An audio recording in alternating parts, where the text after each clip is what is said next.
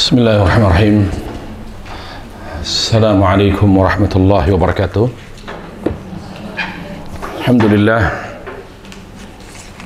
Alhamdulillahilladzi tatimmu bihi ni'matus salihat.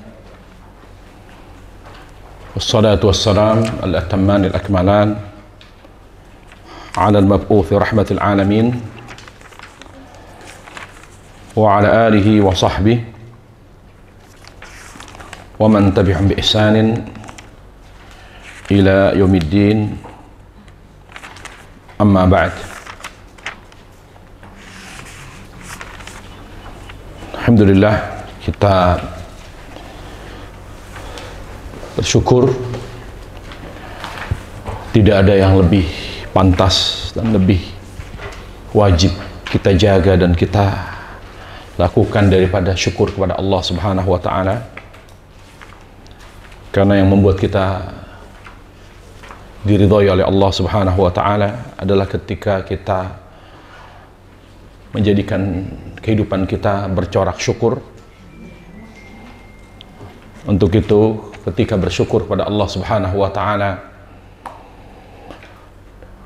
landasannya adalah hati, maka kita harus selalu menjaga hati kita untuk selalu mencintai Allah Subhanahu wa ta'ala, dan juga senantiasa menjaga amal dengan ilmu agar amal yang kita kerjakan sesuai dengan contoh Rasulullah sallallahu alaihi wasallam.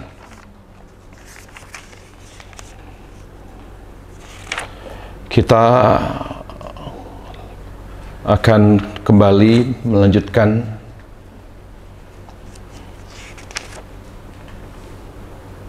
pembahasan kita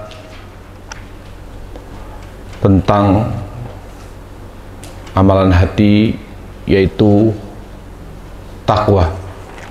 Kita akan sebutkan manfaat dan faedah takwa. Apa manfaat dari takwa?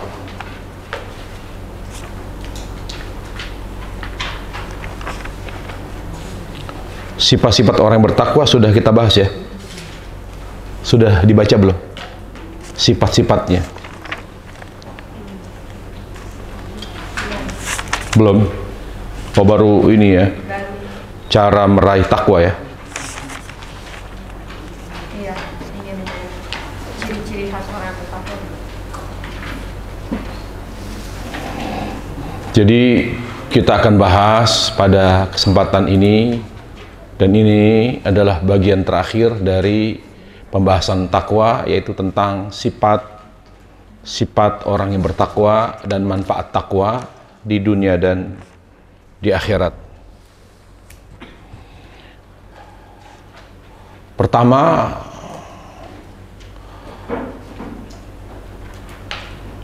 kalau kita mengacu kepada makna takwa, telah kita sampaikan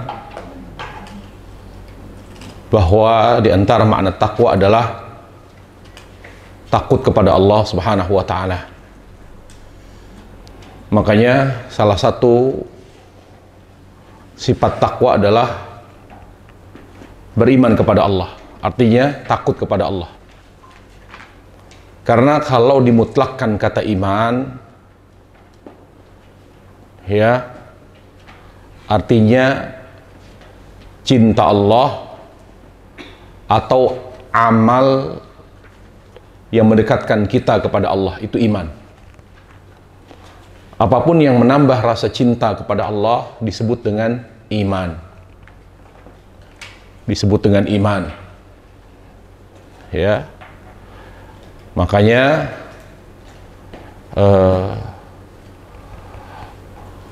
Allah Azza wa Jalla menyebut ilmu dengan kata iman. Karena dengan ilmu agama kita semakin mengenal dan mencintai Allah Subhanahu wa ta'ala. Innama yakhshallaha min ibadil ulama. Seorang yang takut kepada Allah adalah orang-orang yang mengenal Allah, yaitu yang memahami agama. Atau amal yang mendekatkan diri kita kepada Allah disebut juga dengan iman. Makanya salat disebut oleh Allah iman. Karena amal yang paling utama, amal terbaik yang semakin mendekatkan diri kita kepada Allah dan menambah kehangatan hubungan dengan Allah adalah sholat. Ya, adalah sholat. Nah, sifat utama orang yang bertakwa beriman kepada yang gaib. Beriman kepada yang gaib, yaitu Allah tabaraka wa ta'ala. Apa maksud beriman kepada yang gaib? Kalau konteksnya maksiat, maka iman di sini maknanya takut. Ya, takut kepada Allah Subhanahu wa ta'ala. Kalau konteksnya adalah menjalankan ketaatan seperti sholat tahajud di saat dan di waktu tidak ada seorang pun yang melihat ibadah kita, maka beriman kepada gaib artinya cinta kepada Allah, artinya kita menikmati tahajud. Makanya di antara tanda ikhlas, kata ulama, seorang itu lebih menikmati amal yang tidak terlihat daripada amal yang terlihat. Itu tanda ikhlas. Telah kita sampaikan, ikhlas itu artinya cinta yang tulus kepada Allah, itu adalah ikhlas. Karena ikhlas itu buah cinta kepada Allah. Semakin besar rasa cinta seorang hamba kepada Allah, maka semakin besar ikhlasnya. Semakin baik, ya, semakin baik keikhlasannya. Makanya ikhlas itu bisa diterjemahkan dengan sabar, bisa juga diterjemahkan dengan syukur, bisa juga diartikan dengan taubat. Karena esensi daripada ikhlas itu selalu mengarahkan hati kepada Allah. Hati ini akan tertambat kepada yang kita cintai. Cinta itulah yang mempererat, mengikat, ya, hati kepada yang kita cintai. Diikat oleh apa? Oleh rasa rindu. Nah, ketika kita mengingat Allah di saat kita mengalami musibah, bahwa Allah itu menakdirkan dengan takdir yang penuh hikmah. Apapun takdir Allah ada yang terbaik. Selalu mengingat Allah, maka itu namanya sabar. Ya, makanya kenapa kita sulit mengingat Allah di saat kita mengalami kesulitan, persoalan, mengalami musibah. Karena kontak kita dengan Allah itu lemah. Para jamaah sekalian, sabar itu sifat dari Allah, perangai dari Allah Jalla wa'ala, yang muncul secara otomatis dari kekuatan cinta. Ya, makanya Allah itu menguji hambanya sesuai dengan kekuatan imannya, sesuai dengan kekuatan imannya. Karena tujuan ujian itu mengingatkan kita akan Allah, bukan untuk malah berburuk sangka kepada Allah, bukan untuk menjauhkan kita dari Allah Azza wa Jalla. Kalau ada seorang mengalami musibah berat, musibah besar, persoalan berat dalam hidupnya, membuat dia semakin jauh dari Allah, semakin berburuk sangka kepada Allah, maka apa yang membuatnya seperti itu? Karena beban dosa yang ada dalam hatinya. Kalau masih ada iman, tapi tidak tertutup oleh dosa, maka sabar itu pasti akan muncul. Dia sulit bekerja dengan baik, ya, memunculkan, menghadirkan sabar, karena memang hati ini tidak berfungsi dengan baik karena faktor dosa. Makanya Nabi, kenapa beliau tidak punya dosa tapi cepat bertobat? Kenapa beliau ketika mengalami musibah tidak pernah keluar dari sabar? Para jemaah sekalian, seorang dalam menghadapi persoalan hidup yang berat, maka ada 3 sikap di sana. Sikap yang pertama, tasakhut, tidak menerima. Tidak menerima.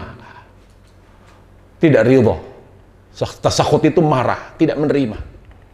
Tidak menerima dengan hati, atau dengan lisan, atau dengan perbuatan. Dengan hati, dengan berburuk sangka kepada Allah Subhanahu wa taala. Ya, dengan berburuk sangka kepada Allah Subhanahu wa taala. Atau dengan lisan, dia ngomong mengatakan takdir Allah tidak adil, takdir kejam. Kenapa saya yang selalu dari kecil sudah muslim, beriman, tapi ketika saya mengalami kesulitan, Allah tidak pernah hadir. Saya sudah minta berkali-kali kepada Allah, tapi Allah tidak mendengarkan saya. Sementara orang yang tidak beriman, orang yang suka maksiat, kok hidupnya enak, semua urusannya lancar. Kenapa saya yang taat, yang muslim, yang mukmin malah banyak masalah? Ini yang harus kita pahami, bahwa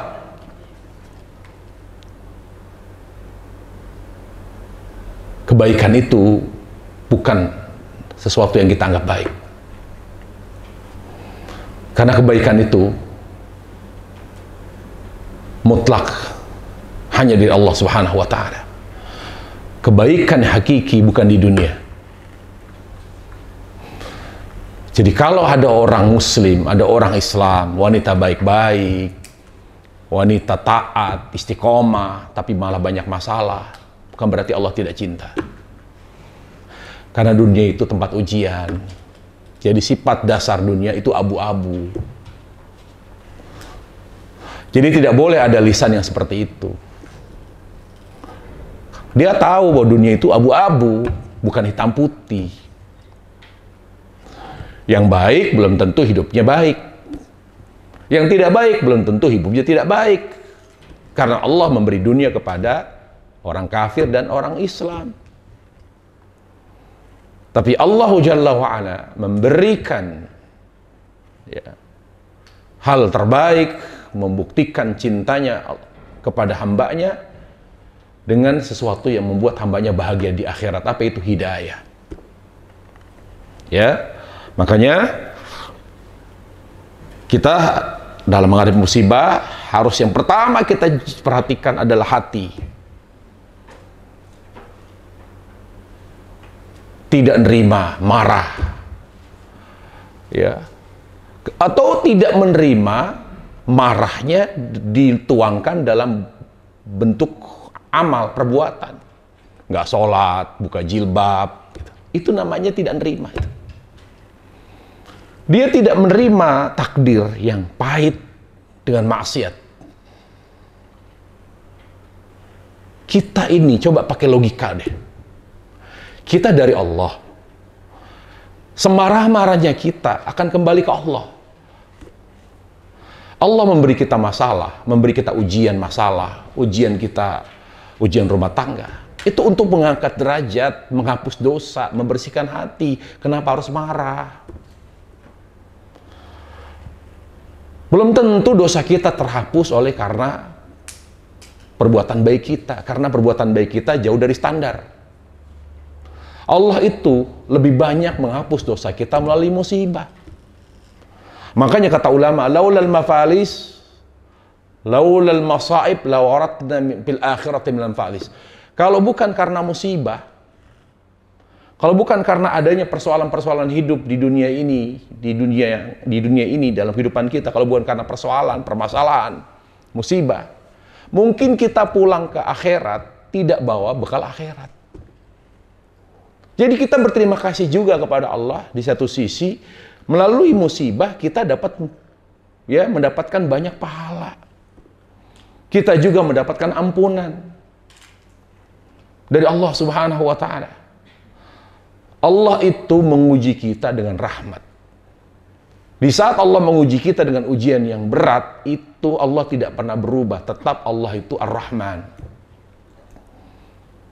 Apakah Allah itu bukan Ar-Rahman apakah Allah Ar-Rahman ketika memberi nikmat sehat, nikmat iman, ketika kita diberi anak-anak yang baik, suami, istri yang baik, usaha yang lancar, sukses, apakah itu Allah Ar-Rahman? Lalu ketika kita mengalami masalah, Allah bukan Ar-Rahman?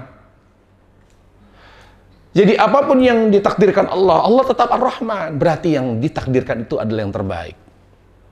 Jadi hati-hati.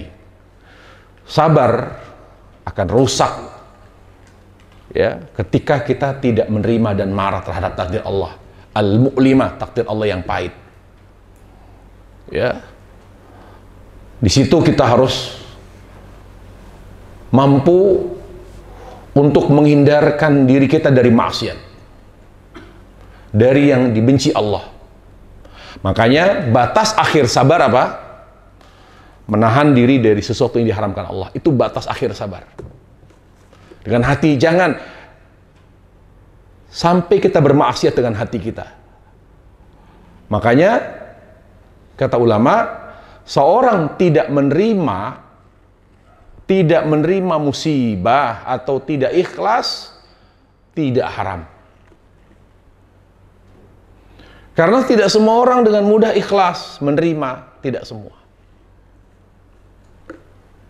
Ya. Jadi ikhlas menerima musibah sunnah.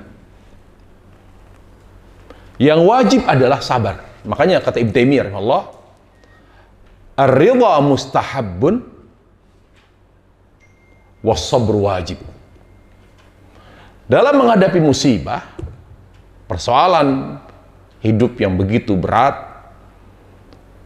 maka yang wajib adalah sabar. Artinya menahan diri, menahan hati, menahan lisan, menahan amal dari hal yang diharamkan Allah. Itu harus kita jaga. Ya. Subhanallah, walaupun kita misalnya tidak ikhlas kematian dengan mengalami musibah kematian orang yang kita sayangi misalnya, kita tidak menerima, maka musibah yang kurang kita terima itu, yang kita hadapi dengan kurang ikhlas, tetap menghapus dosa. Selama yang mengalami seorang mukmin, ya, apapun takdir buruk, kalau kita kurang menerimanya, tetap menghapus dosa. Selama yang mengalaminya seorang mukmin. Kapan musibah menjadi pahala, ladang pahala? Kapan musibah menjadikan sebab Allah memuliakan kita? Ketika kita menghadapinya dengan sabar. Baru mendatangkan manfaat yang lain, mendatangkan pahala, mengangkat derajat. Dan ini berarti Allah itu memberi kita musibah, menguji kita ujian musibah dengan rahmat. Buktinya kita tidak menerima saja, Allah jadikan sebagai penghapus dosa. Cobalah kita merenung. Makanya orang itu kalau ingin tetap istiqomah sampai akhir hayat, pertama, jangan pernah tinggalkan belajar agama.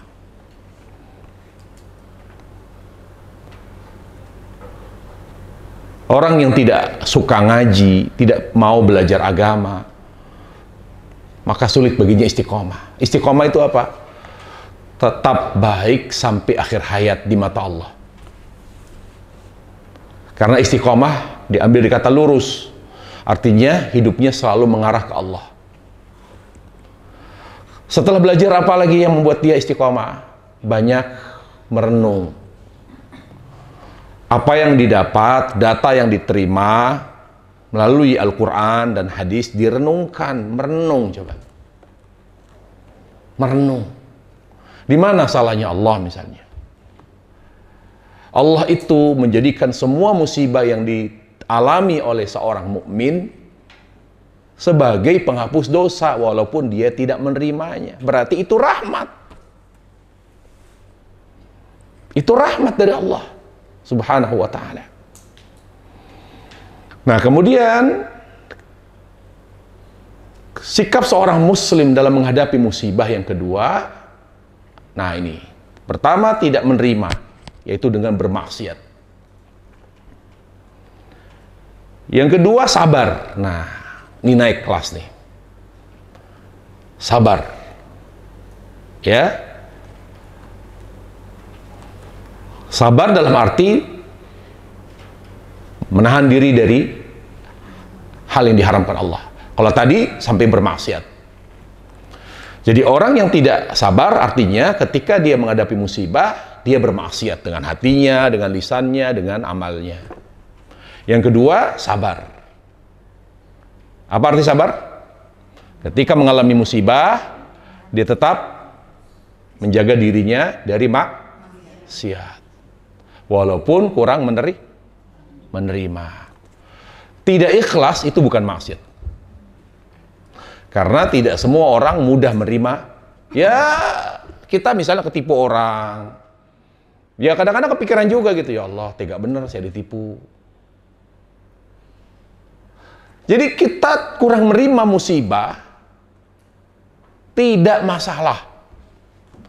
Yang jadi masalah kalau ketika kita tidak menerima, lalu kita bermaksiat kepada Allah dengan hati, dengan lisan, dengan amal kita. Yang ketiga, ridho. Dia ridho, dia yakin betul apa yang Allah takdirkan, walaupun itu berat, pahit, menyakitkan, itu yang terbaik. Dia ridho, dia ikhlas, dia terima secara spontan. Langsung dia terima, dia ridho. Raditu billahi rabbah.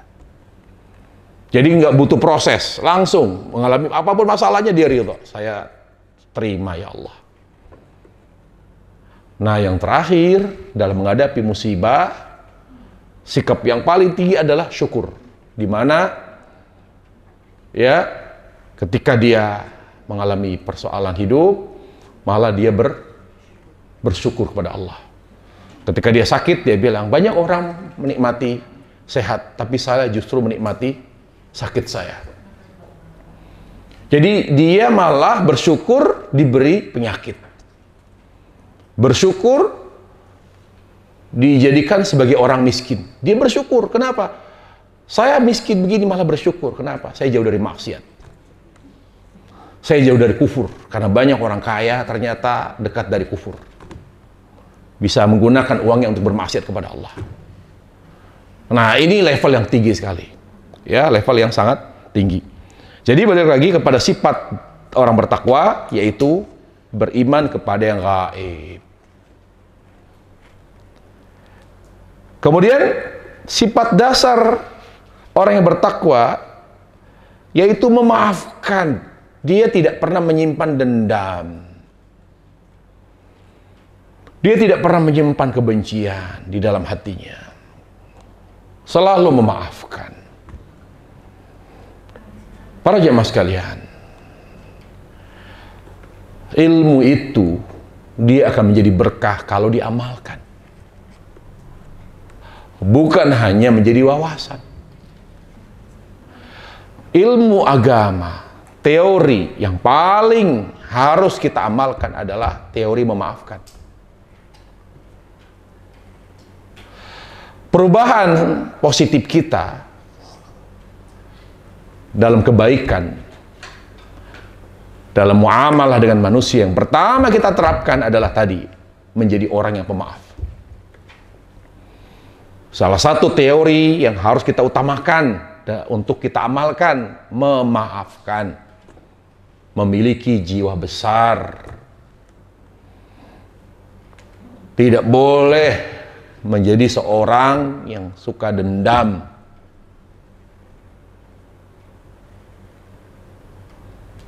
Kenapa Allah Subhanahu wa Ta'ala menyebutkan sifat dasar orang yang bertakwa adalah pemaaf? Karena memaafkan kesalahan orang adalah tanda kesucian hati. Jadi kalau kita udah ngaji, udah belajar agama, tapi berat memaafkan kesalahan orang, berarti hati kita belum bersih. Ilmu itu bukan hanya diucapkan. Ilmu itu bukan hanya ditampilkan berupa pakaian dan penampilan syar'i. Ilmu itu dimaafkan. Ilmu itu diamalkan. Salah satu ilmu yang harus kita amalkan dengan hati adalah apa? Memaafkan. Kepada Allah hati ini, cara mengamalkannya apa? Selalu ada penyesalan setiap kita berbuat salah dan dosa kepada Allah. Makanya Nabi mengatakan, kita ini di mata Allah baik bukan karena kita tidak pernah berbuat salah. Kita ini di mata Allah baik ketika kita berbuat salah, segera menyesal. Itu baik bagi Allah. Makanya Nabi Alisa mengatakan, at-taubatun nadam. Taubat itu hakikatnya menyesal. Jadi kaitan dengan hak Allah, kita dalam muamalah dengan Allah, hablum minallah, kita nggak mungkin terbebas dari kesalahan dan dosa kepada Allah. Tapi yang terpenting apa? Setiap melakukan kesalahan, ada rasa menyesal. Dan ini manusia terbaik, kata Nabi. Kata Nabi alaihissalam, kullu bani adam khata'. Wa khairul khata'in tawwabun. Setiap manusia pasti berbuat salah. Tapi yang terbaik di antara mereka yang selalu menyesal setiap berbuat dosa kepada Allah. Jadi kepada Allah, supaya kita tetap terjaga hubungan kita dengan Allah, walaupun kita berbuat dosa, lalu taubat, berbuat dosa, yang penting kita cepat menyesal. Terhadap manusia, nah ini, bagaimana kita tetap menjalin hubungan dengan baik dengan manusia, yaitu berlapang dada. Memaafkan kesalahan orang sebelum mereka meminta maaf. Ya, sebelum mereka meminta maaf. Dan ingat para jamaah sekalian, keberhasilan hubungan kita dengan manusia meningkatkan hubungan kita dengan Allah, mempererat hubungan kita dengan Allah. Misalnya contoh Nabi alaihissalam bersabda, "Ma lam yashkurin nas, lam yashkurillah." Barang siapa yang tidak pandai berterima kasih kepada manusia, maka berarti dia belum bersyukur kepada Allah. Apa korelasi berterima kasih kepada manusia dengan syukur? Di mana hubungannya? Gini, kalau orang berbuat baik pada kita, tapi kita tidak berterima kasih, mengakui kebaikannya, berarti kita mengabaikan perintah Allah. Yang menyuruh kita berterima kasih siapa? Allah.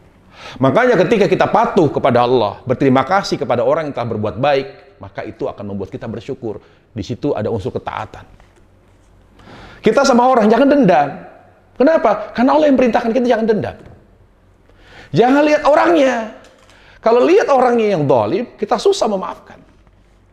Makanya jangan pernah, kalau mau hati kita bersih, jangan biarkan hati selalu mengarah kepada makhluk. Arahkan selalu hati ke Allah. Kita punya rasa marah, benci, ya, dendam terhadap seseorang misalnya. Bagaimana kita memaafkan? Jangan arahkan hati kita ke orang itu, tapi arahkan hati ke Allah. Yang pertama apa? Allah sedang menguji kita, menguji kesabaran, menguji keikhlasan melalui orang ini. Jadi Allah yang sedang menguji kita. Yang kedua, Allah yang memerintahkan kita untuk memaafkan. Wallahi, selama hati selalu mengarah ke Allah, maka hati ini akan tenang. Hati ini akan teduh. Ala bidzikrillahi tatmainnul qulub. Apa yang membuat hati tenang? Bukan hanya di saat kita tidak ada masalah, bukan hanya di saat semua orang baik sama kita, bahkan orang zalim sama kita, kita tetap tenang. Kenapa? Karena kita mengarahkan hati ke Allah. Wallahi, kalau kita mengarahkan hati ke manusia, lelah kita, capek. Saya kurang apa? Nggak pernah ngomongin orang, nggak pernah nyakitin orang, nggak pernah bermasalah. Kok ada orang memfitnah saya? Lelah kita, hati ini lelah kalau hati ini selalu diarahkan ke makhluk. Apa salah saya? Saya selalu menjaga lisan saya, perilaku saya baik sama orang. Kok bisa-bisanya orang memfitnah saya? Sakit saya, nah itu mulai. Kenapa sakit? Kita mulai sakit hati karena hati diarahkan ke makhluk. Arahkan hati ke Allah. Berarti Allah sedang menguji kita untuk menjadi pemaaf, ya, melalui orang Orang itu, gitu cara memahaminya begitu.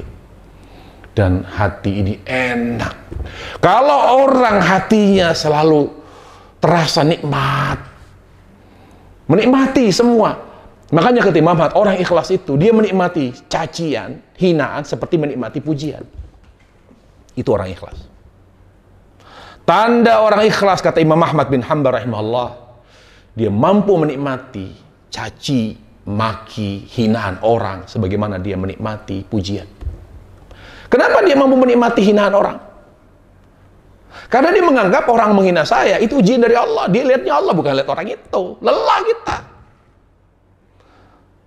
Saya pesan kepada, terutama pada wanita yang sangat lemah jiwanya, yang sangat sensitif perasaannya, supaya kuat, jangan biarkan hati terarah kepada makhluk. Apalagi orang yang kita harapkan ideal, suami, harusnya kamu tuh begini. Aduh, stres gitu. Anak, harusnya kamu begini, nak. Jangan begini. Harapan kita hanya Allah. Kalau memang seorang itu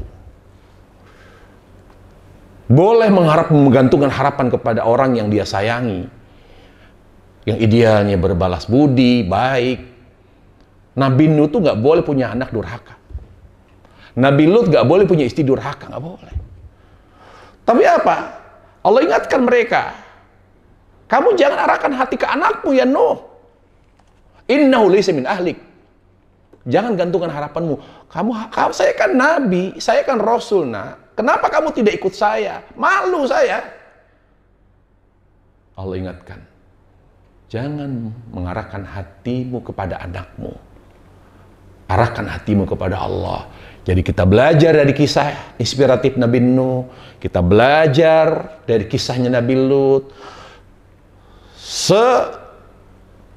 Sebaik-baik hubungan kita dengan orang-orang yang kita sayangi, tetap hati tidak boleh kita arahkan kepada mereka, nggak boleh. Karena kita beribadah dengan hati, sehingga kita hanya sebatas interaksi kita dengan pasangan, interaksi kita dengan anak, interaksi kita dengan keluarga, tidak dengan hati. Kita lakukan semua itu karena perintah Allah. Itu yang penting. Saya memuliakan suami karena perintah Allah. Di situ hati kita. Ya Allah, teguhkan hatiku, saya tetap memuliakan suami saya karena perintahmu ya Allah. Suami memuliakan istri, ya, karena perintah Allah Subhanahu wa ta'ala. Nah, kembali lagi. Jadi yang harus kita praktekkan ilmu agama dalam muamalah dengan manusia, yaitu memaafkan. Berlapang dada dan memaafkan. Makanya Allah bilang apa? Wa anta'afu aqrabu littaqwa. Dan engkau memaafkan kesalahan orang lain lebih dekat kepada takwa.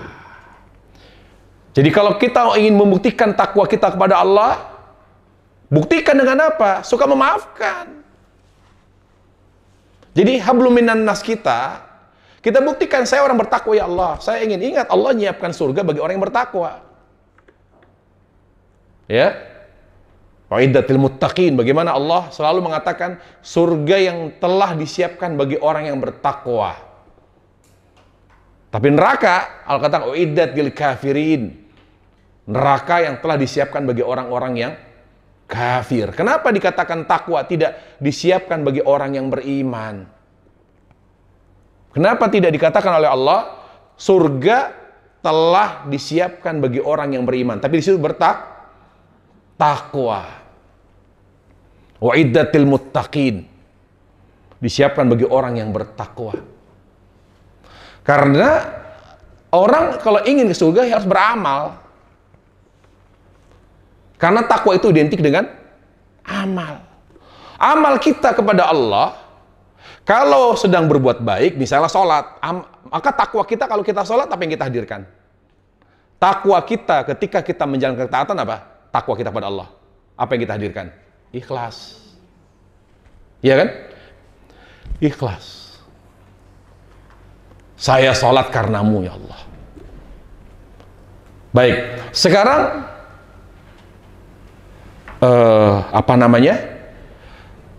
Apa yang kita hadirkan dengan hati kita di saat kita berbuat dosa dan salah kepada Allah? Teorinya, kita praktikkan apa teorinya? Menyesal. Jadi ketika kita melakukan ketaatan, kebaikan terkait dengan hak Allah, maka yang kita hadirkan apa? Ikhlas. Di saat kita melakukan kesalahan melakukan kesalahan kepada Allah, maka yang kita hadirkan apa? Penyesalan. Nah, lalu di saat kita berbuat baik kepada manusia, kepada manusia, boleh nggak kita mengharapkan sesuatu dari orang yang kita berikan kebaikan kepada mereka? Boleh atau tidak? Kita misalnya mengharapkan dia membalas kebaikan kita. Ada balas budi lah. Boleh tidak? Ketika kita berbuat baik kepada manusia. Ingat, kepada Allah, misalnya sholat, zakat, puasa, haji, yang kita hadirkan apa?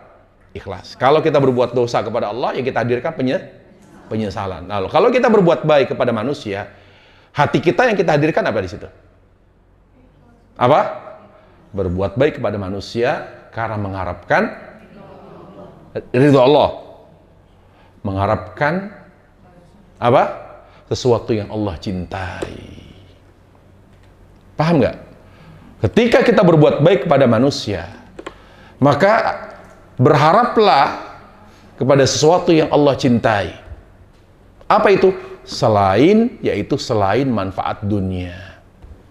Misal, saya berbuat baik kepada manusia supaya saya di alam kubur tidak mendapatkan azab. Karena saya mendengar katanya kalau orang baik itu tidak diadab dalam kubur. Maka itu ikhlas bukan? Itu benar. Yang kita hindari ketika berbuat baik kepada manusia, jangan mengharapkan apapun dari orang itu. Jangan mengharapkan apapun. Ya. Nah, berikutnya, kalau kita dizalimi, disakiti oleh orang lain, oleh keluarga, oleh orang lain, maka apa yang kita lakukan? Ketika beribadah dengan hati, di saat kita dizalimi oleh orang lain, ibadah kita apa?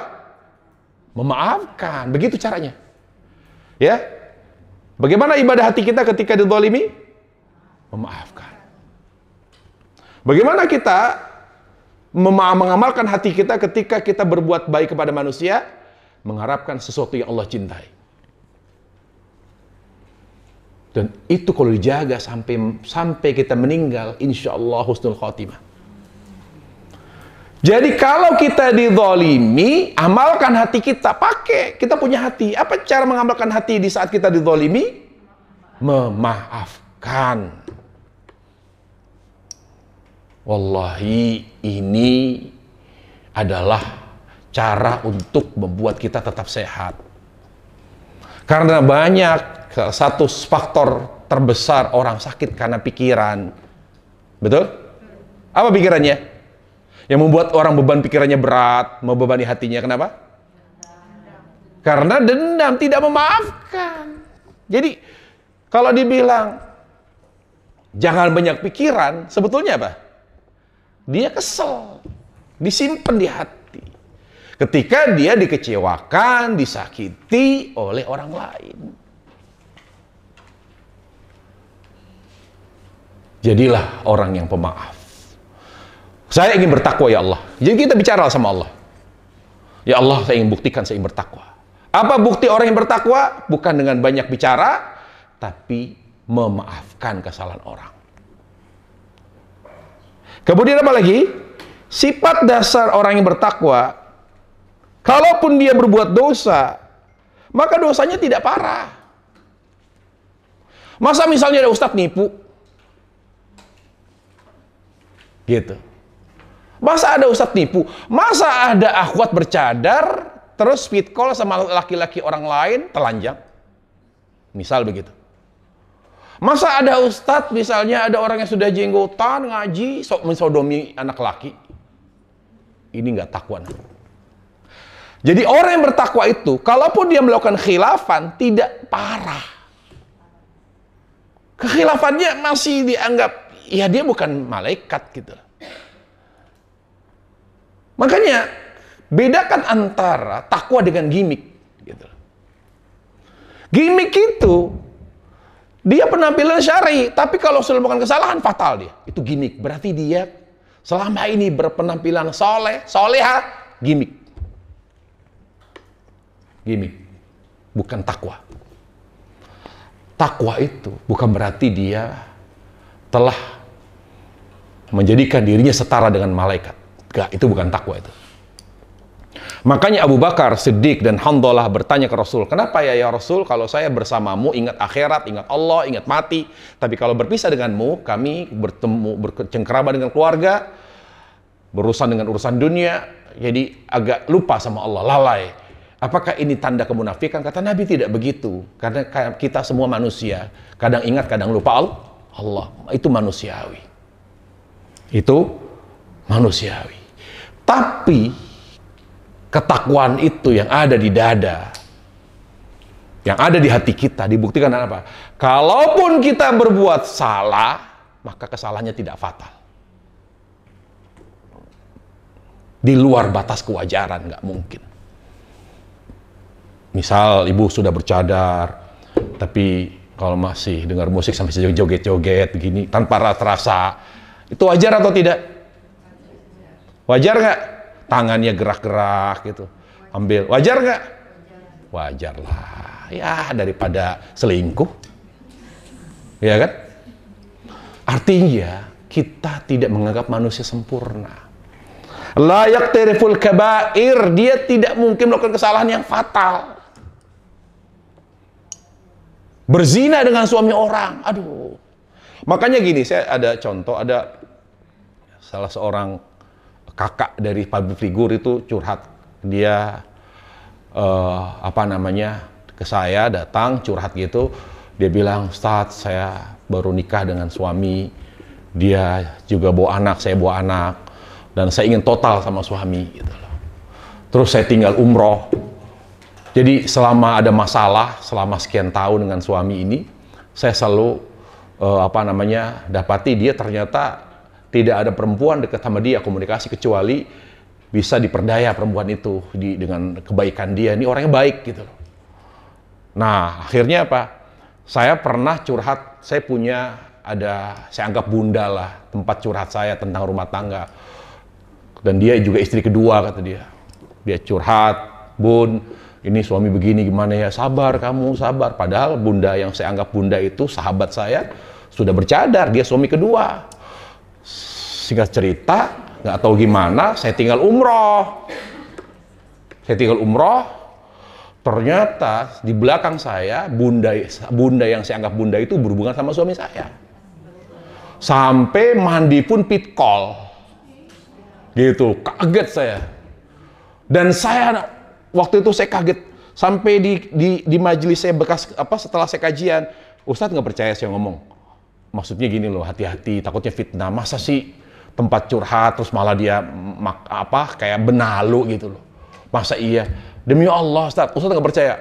Diliatin fotonya. Ini fotonya ketika dia pit call sama suami saya. Allahu Akbar, saya bilang. Itu gimana, Ustadz?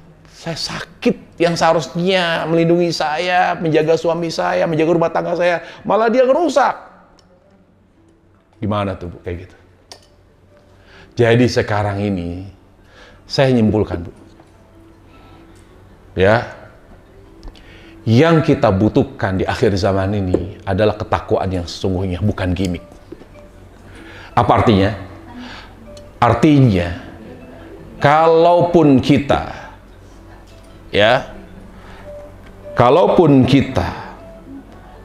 berbuat salah, mengalami kekhilafan, ya,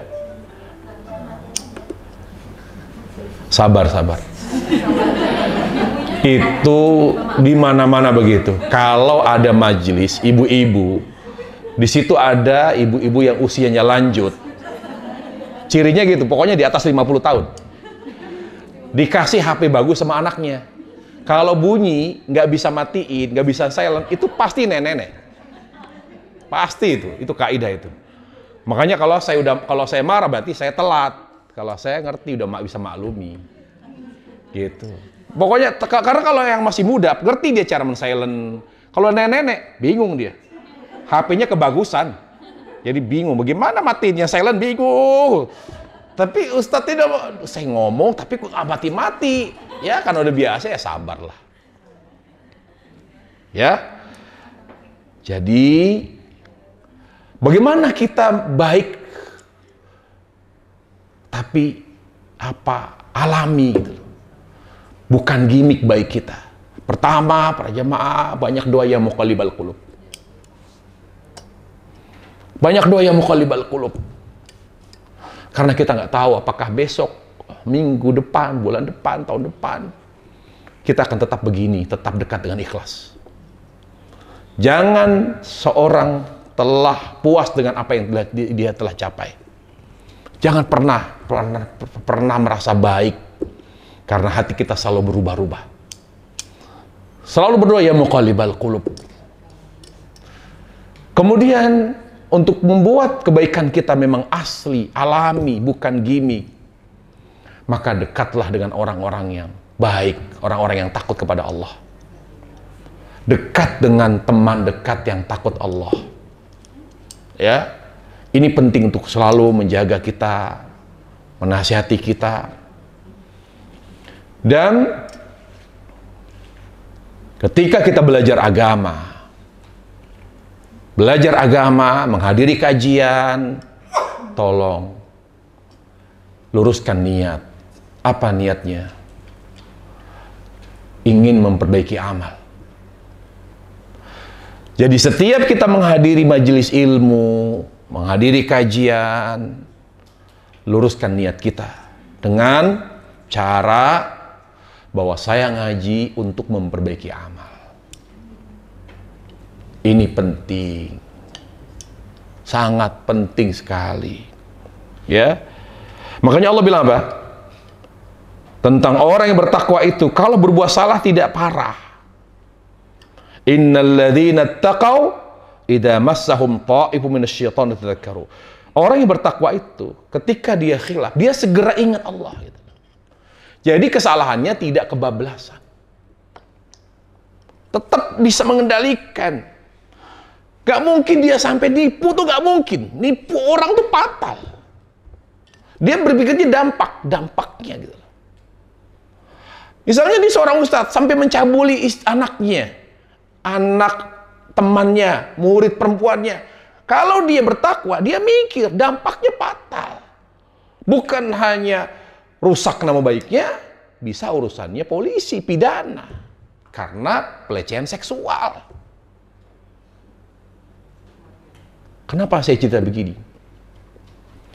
Karena ada seorang ustadz di daerah Jakarta Timur ini, dia dekat, banyak jamaahnya, dekat dengan jamaahnya, sampai jamaahnya itu nyaman. Makanya saya ingatkan para jamaah, jangan terlalu memfigurkan ustadz, karena ustadz juga tidak maksum, hanya Nabi yang maksum.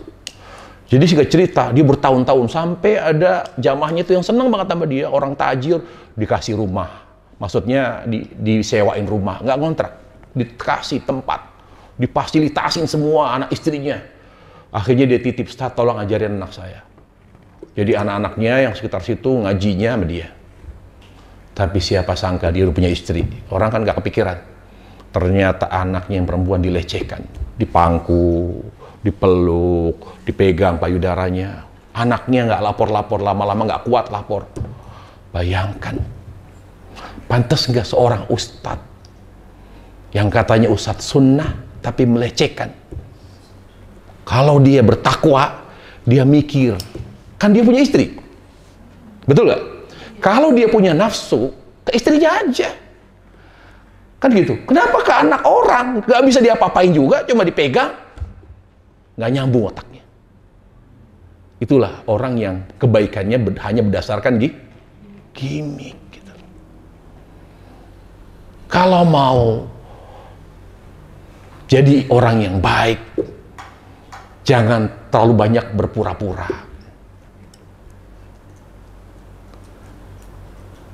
Jangan terlalu banyak berpura-pura baik. Karena ya yang sangat kita butuhkan akhir zaman ini apa? Supaya kita tidak terlalu banyak gimmick, takut kepada Allah. Makanya kata ulama, ibadah terbaik akhir zaman takut kepada Allah. Mungkin kita ibu-ibu di luar sana suami nggak tahu, tapi nggak tahu mungkin selingkuh atau apa. Kalau kita punya takut Allah, aman kita. Makanya Nabi mengatakan, al-imanu qaidul fath. Orang yang takut Allah, dia tidak akan pernah macam-macam. Apa kata Nabi alaihissalam? Seorang yang takut Allah, dia tidak akan pernah berani macam-macam. Tidak akan pernah dia. Makanya kita harus punya anak kalau nggak mau macam-macam, nggak kenal narkoba, nggak kenal pergaulan bebas. Kalaupun dia bergaul dengan temannya lawan jenis, dia tidak akan berbuat macam-macam. Maka dia harus punya rasa takut pada Allah. Kalau udah nggak punya rasa takut pada Allah, sudah. Karena takwa itu takut pada Allah. Kan arti takwa apa? Takut pada Allah.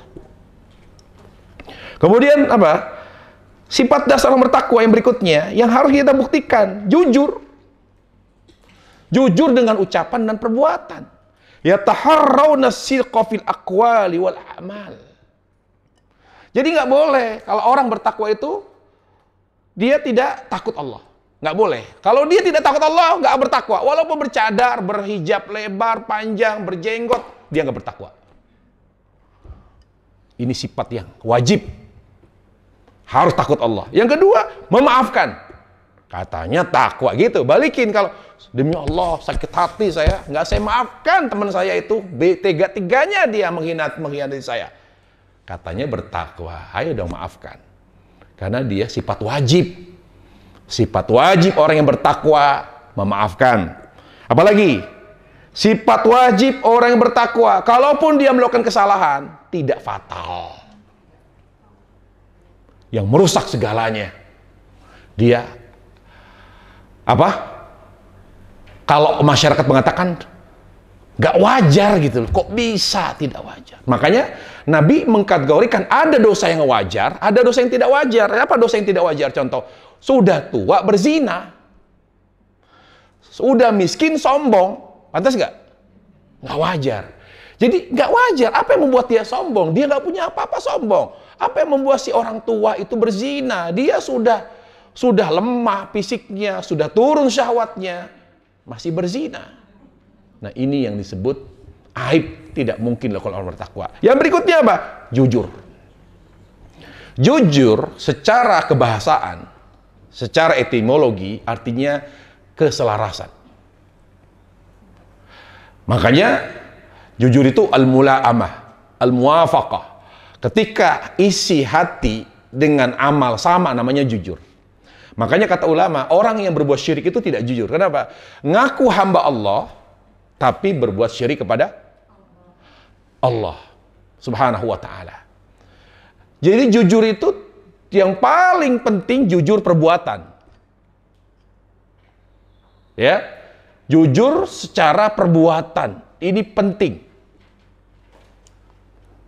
Walaupun saling mendukung. Jujur secara lisan dan jujur secara perbuatan. Tapi kedua-duanya kata Nabi alaihissalam kunci kebaikan. Kalau mau kita lebih baik, hidup kita lebih berkah, lebih baik, yang kita jaga jujur.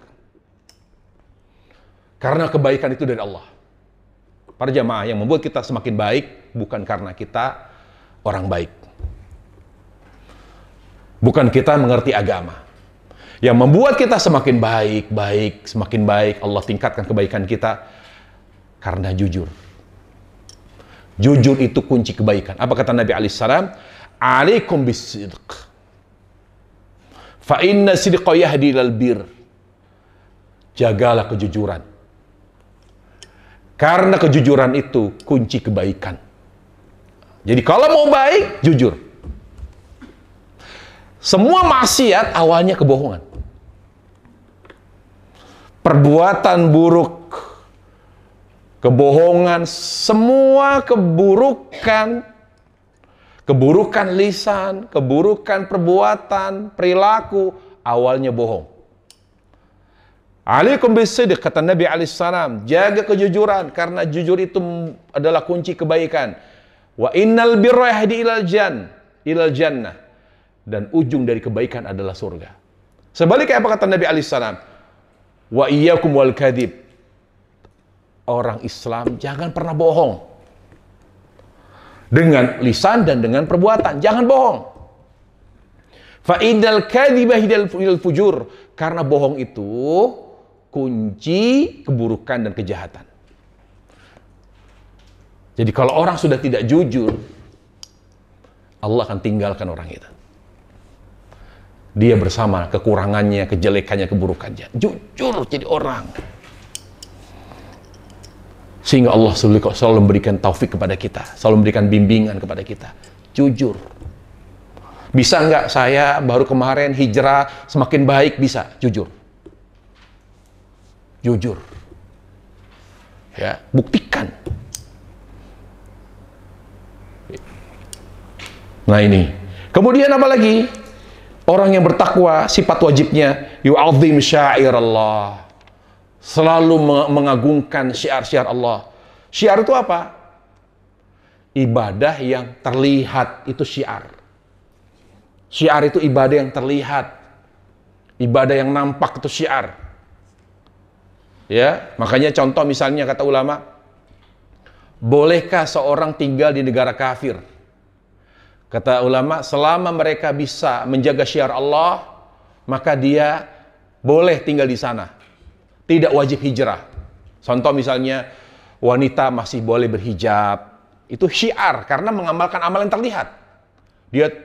Karena dia tinggal di negara kafir, dilarang oleh pemerintahnya, sehingga dia buka jilbab. Maka dia sudah tidak bisa menampakkan syiar. Untuk laki-laki misalnya, dia bisa mendapat tempat sholat. Dia bisa sholat berjamaah, dia bisa sholat Jumat di situ. Nah, kalau udah nggak bisa sholat Jumat, di mana sholat Jumat? Dia nggak bisa sholat Jumat, nggak ada tempat. Berarti tidak bisa menampakkan syiar. Nah, orang yang bertakwa itu, dia selalu menjaga, meninggikan syiar agama. Syiar. Ya. Adzan, itu syiar. Ya. Sholat, itu syiar. Sholat id itu syiar. Dijaga betul hal-hal yang sifatnya amalan yang nampak, yang menjadi kebanggaan bagi kaum muslimin. Hijab, penampilan syar'i bagi seorang laki-laki, apa syiarnya, itu syiar. Dia jaga betul penampilan itu. Ya. Kalau misalnya seorang muslim misalnya, ya, dia dia berhijab, tapi dia masih suka bertato, menampakkan tatonya gitu. Dia masih suka tato gitu. Atau dia terlanjur bertato tapi tidak coba dihapus, dia biarkan tatonya. Kira-kira bertakwa tidak?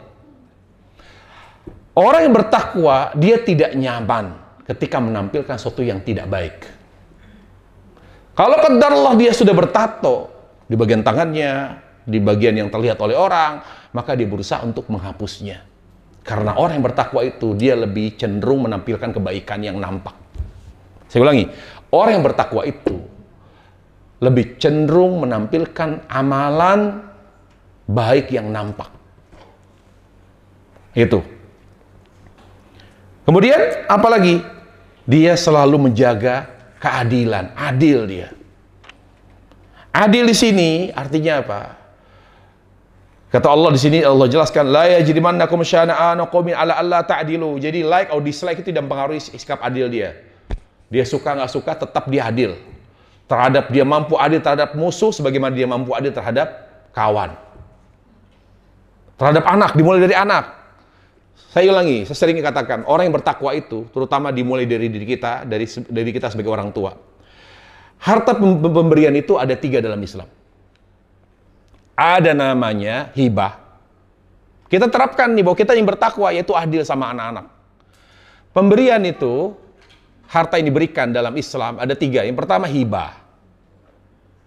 Hibah itu masuk di dalamnya hadiah, ya, sedekah. Nanti kita jelaskan beda hadiah dengan sedekah. Yang kedua wasiat. Wasiat. Itu harta pemberian namanya wasiat. Yang ketiga waris. Nah, bedakan perbedaannya ini. Pertama, ya, hibah.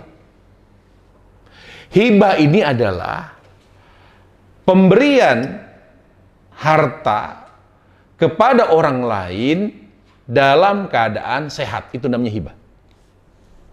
Jadi kalau kita sehat memberikan sesuatu kepada anak, kita sehat nih, namanya hibah. Nah, dalam hal ini harus adil. Nggak boleh kita memberikan sebagian ya harta kita kepada anak yang lebih kita sayang, yang lain nggak dikasih. Itu tidak adil, haram hukumnya. Kata Nabi alaihissalam, la ushidu ala zur. Saya tidak mau bersaksi atas kemaksiatan, kata Nabi alaihissalam. Jadi tidak boleh seorang dalam masalah hibah pilih kasih. Nah, orang tua yang bertakwa, dia tetap adil dalam masalah hibah. Dan tidak dibedakan antara laki dan perempuan, sama. Harus sama rata, harus sama jatahnya. Wasiat. Wasiat itu apa? Harta pemberian yang diberikan menjelang kematian.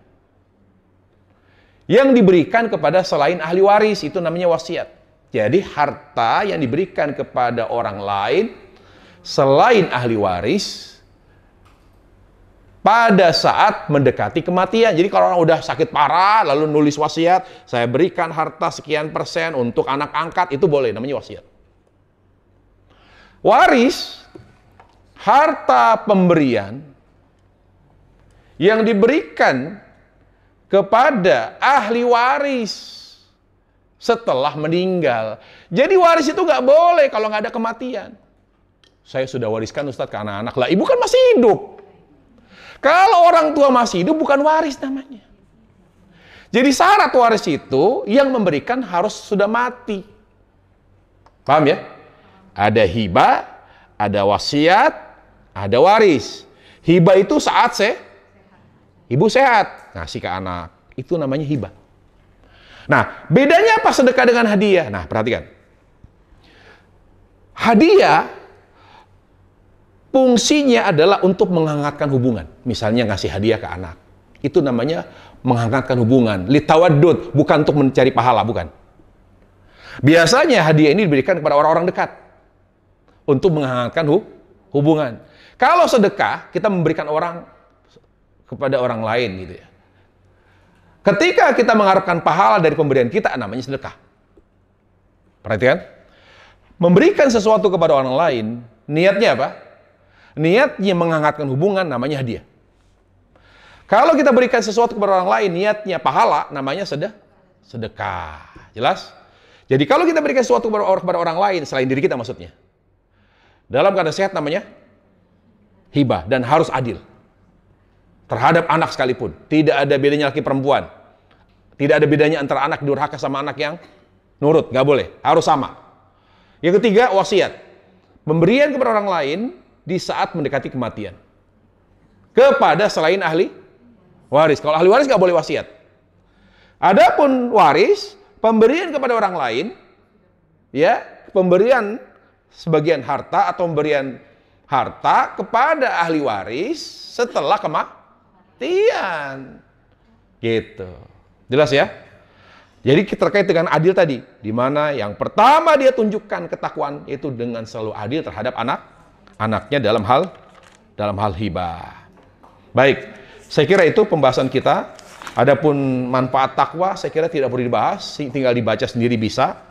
Ya, saya pikir takwa bagian terakhir ternyata masih ada satu lagi ya.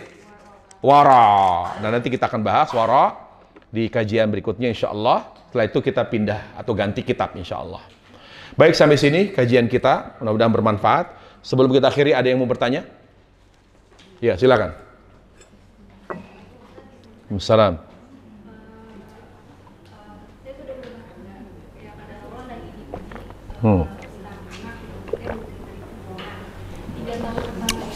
Sudah berapa tahun rumah tangga?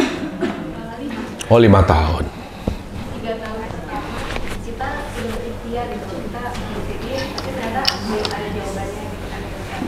Nah, yang pengen kita tanyakan, bagaimana cara membedakan? Kan saya udah nggak mau, maksudnya saya udah ikhlas juga, ibaratnya kayak udah mungkin ini udah takdir. Masih haid kan?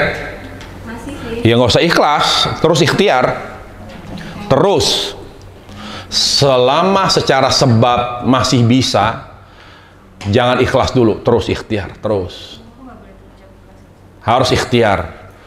Supaya apa? Ya, memang apa namanya? Tapi secara medis nggak ada masalah kedua-duanya.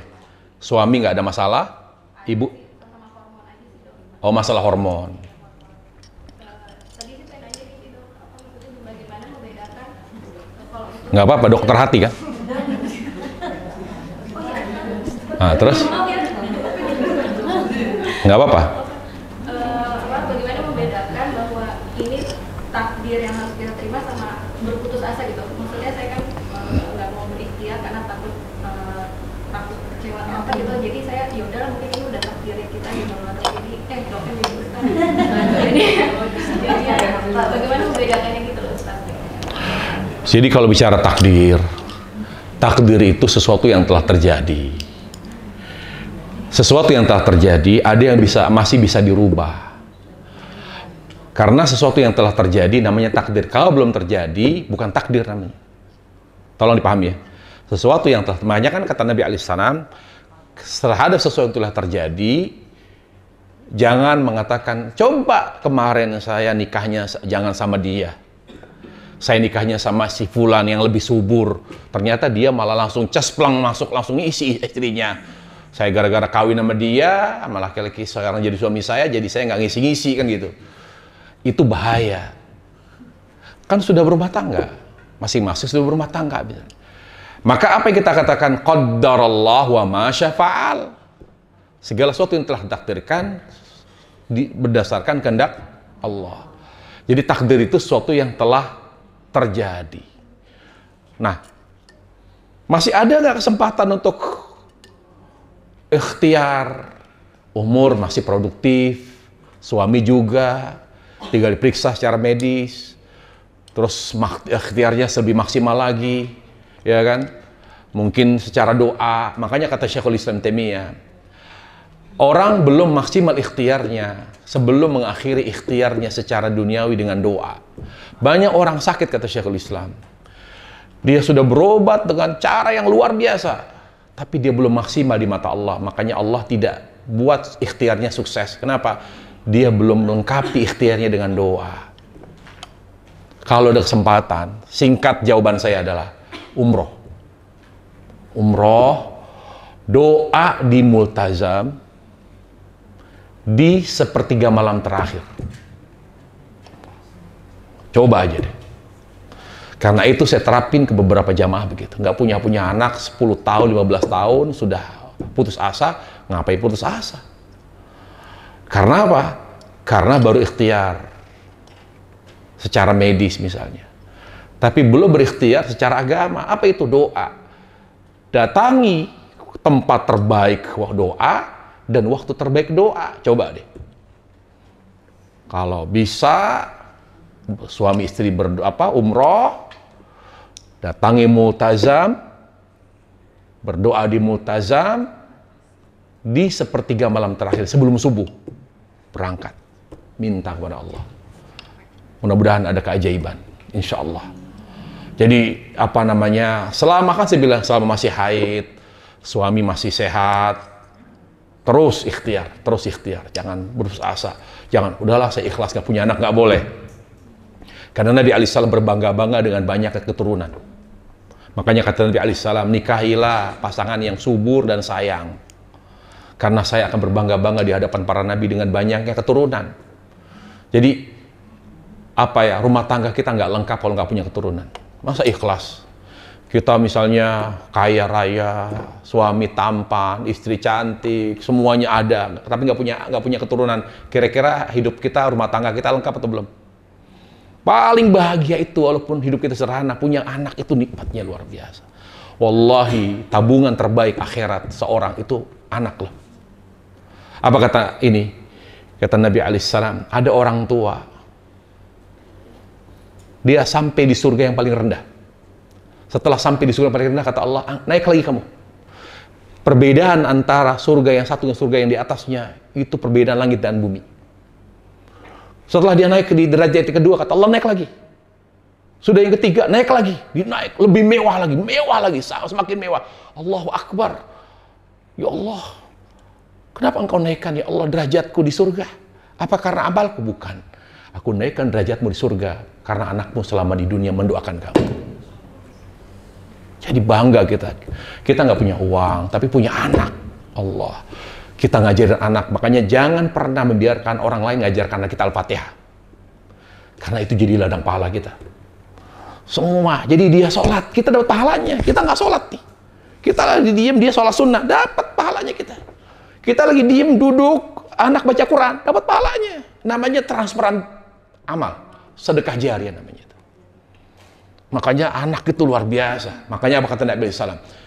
Kalau seorang meninggal dunia, maka dia tidak lagi bisa menambah pahala kecuali melalui 3 jalan. Sedekah jariah, ilmu yang bermanfaat, dan anak yang soleh yang mendoakan. Makanya pengen gak punya anak yang mendoakan? Kalau pengen, sebelum mentok nih, karena belum mentok itu, belum. Kan Mbak masih muda juga. Ya, ikhtiar terus ya. Saya terus terang, di buku itu saya sebutkan bagaimana caranya hamil, ada di situ. Ya, mana waktu terbaik untuk berhubungan intim, kapan, dalam keadaan. Jadi berhubungan itu jangan dalam keadaan stres, tenang, udah gitu ba'da subuh. Jangan malam-malam gitu loh. Ada waktunya, terus pada saat subuh, semua ikhtiar dikerjain. Semua ikhtiar, apalagi masa-masa produktif. Beda kalau saya sudah menopause, ya udah menopause mau udah alamat udah. Kalau masih haid, terus ikhtiar. Puncaknya apa? Kalau belum sempat umroh, tiap malam bangun, Mbak. Minta kepada Allah. Karena di malam sepertiga terakhir itu, bukan hanya Allah mengijabah doa, Allah akan memenuhi permintaan. 2 keistimewaan doa di akhir malam, yaitu apa? Doa terkabul, permintaan terpenuhi. Jadi semua doa di waktu-waktu ba'da asar, Jumat, ba'da zuhur, hari Rabu, di saat hujan turun, dan lain sebagainya, itu sifatnya doanya terkabul. Tapi beda dengan sepertiga malam terakhir. Apa? Doanya terkabul, permintaan dipenuhi. Jadi di malam terakhir, jadi rajin tahajud, suami juga bangun malam. Ya kan, tahajud lalu minta, ya Allah beri saya keturunan ya Allah yang soleh. Tapi jangan hanya minta keturunan ya, minta keturunan yang soleh. Doa terus. Karena doa itu kata Nabi bisa merubah takdir. Jadi jangan menyerah, Mbak. Insya Allah terus. Saya kira demikian ya. Wallahu ta'ala alam. Kita akhiri majlis dengan kabar majlis. Subhanakallah bihamdik. Asyhadu an la ilaha illa anta astaghfiruka wa atubu ilaik. Assalamualaikum warahmatullahi wabarakatuh.